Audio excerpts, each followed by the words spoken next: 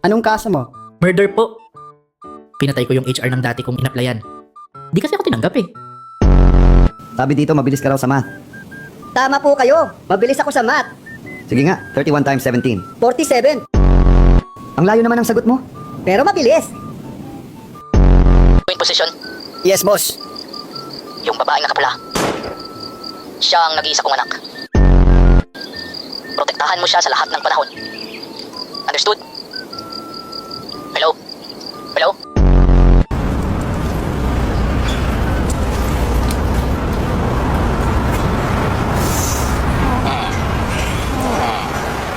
May matagal ka nang nililigaw ang babae at hanggang ngayon ay hindi ka pa rin sinasagot. Paano lamang? Ang pangit mo eh. Boss, magre-resign ako. May sakit kasi ako. Cancer sa ngalang-ala. Ha? April Fools!